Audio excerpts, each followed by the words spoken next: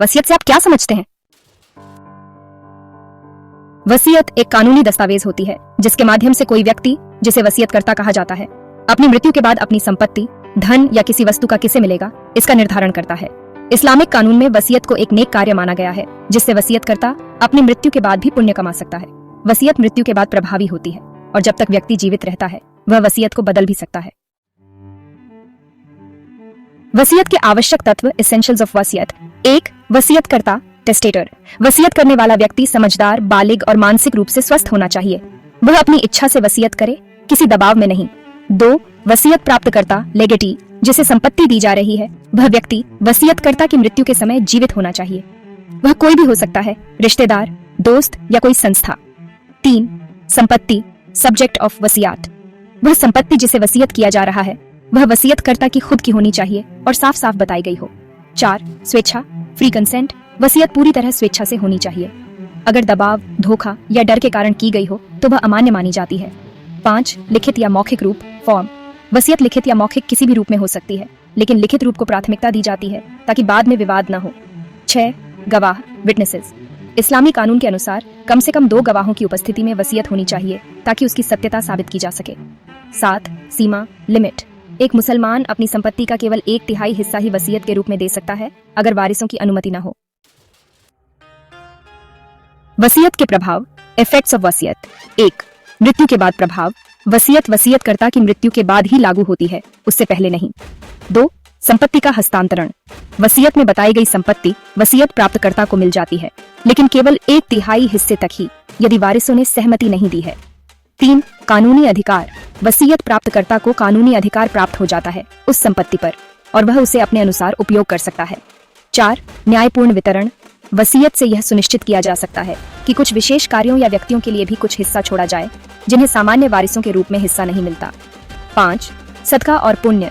यदि वसीयत धार्मिक या परोपकारी कार्यों के लिए की गई हो तो इसे पुण्य का कार्य माना जाता है और मरने वाले को इसका सवाब मिलता है। निष्कर्ष, वसीयत एक महत्वपूर्ण व्यवस्था है जो व्यक्ति को यह अधिकार देती है कि वह अपनी मृत्यु के बाद भी अपनी संपत्ति का कुछ हिस्सा अपनी इच्छा अनुसार दान कर सके या किसी विशेष व्यक्ति को दे सके। यह इस्लामिक दृष्टिकोण से भी प्रशंसनीय कार्य है और सामाजिक रूप से भी उपयोगी है। मेहर, तनमाहा, टावा। परिभाषा, मेहर या मेहर एक वैधानिक उपहार या अनिवार्य दहेज है जो मुस्लिम विवाह, निकाह के समय पति द्वारा पत्नी को दिया जाता है। यह इस्लामी विवाह का आवश्यक तत्व है और यह महिला का वैध अधिकार होता है। कुरान और हदीस के अनुसार मेहर एक प्रकार की सुरक्षा राशि होती है जो पत्नी को दी जाती है ताकि उसका सम्मान और अधिकार सुनिश्चित हो सके। मेहर की प्रकृति और विशेषताएं। पहला, कानूनी अधिकार। मेहर पत्नी का कानूनी अधिकार है। विवाह के समय ही यह तय किया जाता है और पति इसे देने का पाबंद होता है। अगर विवाह टूट जाए या तलाक हो तब भी पत्नी मेहर की हकदार रहती है। दूसरा, विवाह का अनिवार्य हिस्सा। मुस्लिम विवाह में मेहर की व्यवस्था न हो तो निकाह अधूरा माना जाता है। इसे विवाह के अनुबंध का जरूरी हिस्सा माना जाता है। तीसरा, पवित्रता और सम्मान का प्रतीक। मेहर केवल एक रकम नहीं बल्कि यह स्त्री के सम्मान और उसके आर्थिक अधिकार का प्रतीक है। यह बताता है कि इस्लाम में स्त्रियों को आर्थिक अधिकार भी प्राप्त हैं। चौथा, 2 प्रकार का मेहर। मुअज्जल मेहर, तुरंत दिया जाने वाला, जो विवाह के समय या विवाह के तुरंत बाद पत्नी को दिया जाता है। मुवज्जल मेहर, स्थगित मेहर, जो भविष्य में आमतौर पर तलाक या मृत्यु के समय दिया जाता है। 5वां, राशि निश्चित करना। मेहर की कोई न्यूनतम या अधिकतम सीमा नहीं होती। यह पति की आर्थिक स्थिति, पत्नी की सामाजिक स्थिति और पारिवारिक सहमति पर निर्भर करता है। 6ठा, पत्नी का अधिकार। पत्नी चाहे तो मेहर को माफ कर सकती है, लेकिन यह पूरी तरह उसकी मर्जी पर निर्भर करता है। पति इस पर दबाव नहीं बना सकता। 7वां, मेहर न देने पर प्रभाव। अगर पति मेहर नहीं देता तो पत्नी अदालत से उसकी वसूली का दावा कर सकती है।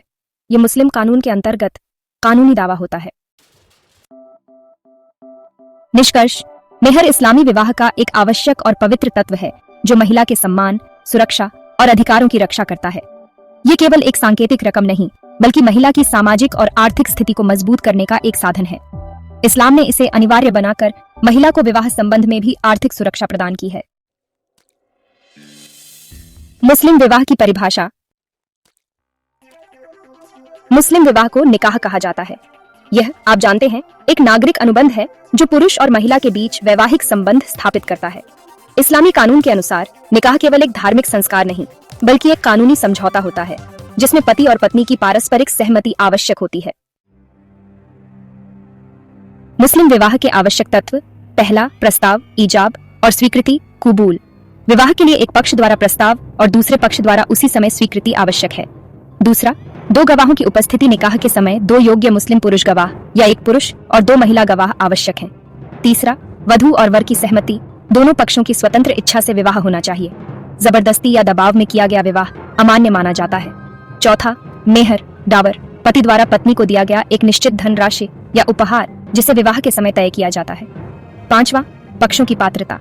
विवाह के लिए दोनों पक्षों का मुस्लिम होना आवश्यक है। हालांकि मुस्लिम पुरुष किसी किताब वाली धर्म की महिला से विवाह कर सकता है। साथ ही दोनों का वयस्क और विवेकशील होना आवश्यक है। छठा, निकाह में निषिद्ध संबंध नहीं होना चाहिए। निकाह ऐसे व्यक्ति से नहीं हो सकता जिससे विवाह करना शरीयत में हराम हो, जैसे बहन, माँ, मौसी आदि से।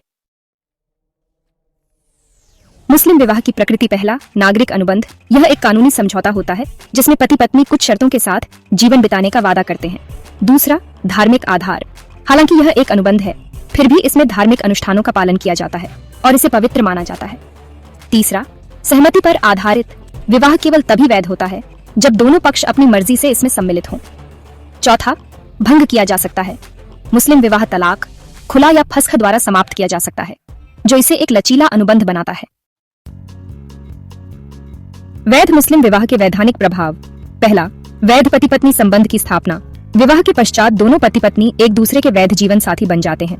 दूसरा, पत्नी को मेहर का अधिकार। विवाह के बाद पत्नी को मेहर पाने का कानूनी अधिकार होता है, जिसे पति द्वारा देना अनिवार्य है। तीसरा, भरण पोषण का अधिकार। पत्नी को अपने पति से रहने, भोजन और कपड़े की आवश्यक चीजों का हक प्राप्त होता है। चौथा, संतान की वैधता। विवाह से उत्पन्न संतानें वैध मानी जाती हैं और उन्हें पिता की संपत्ति में उत्तराधिकार का अधिकार प्राप्त होता है। पांचवा, वारिस होने का अधिकार। पति पत्नी एक दूसरे के उत्तराधिकारी बन जाते हैं, अर्थात मृत्यु के बाद वे एक दूसरे की संपत्ति में हकदार होते हैं। छठा, सामाजिक मान्यता। वैध विवाह के बाद पति पत्नी को समाज में एक सम्मानित वैवाहिक जीवन प्राप्त होता है। निष्कर्ष, मुस्लिम विवाह केवल एक धार्मिक अनुष्ठान नहीं है, बल्कि एक सामाजिक और कानूनी अनुबंध है जो पति पत्नी के बीच अधिकार और कर्तव्यों को निर्धारित करता है। यह सहमति, गवाह और मेहर जैसे तत्वों पर आधारित होता है और इसके बाद उत्पन्न रिश्ते को शरीयत व भारतीय कानून दोनों मान्यता प्रदान करते हैं। धन्यवाद। प्लीज वीडियो को लाइक, सब्सक्राइब, शेयर और कमेंट करना ना भूलें।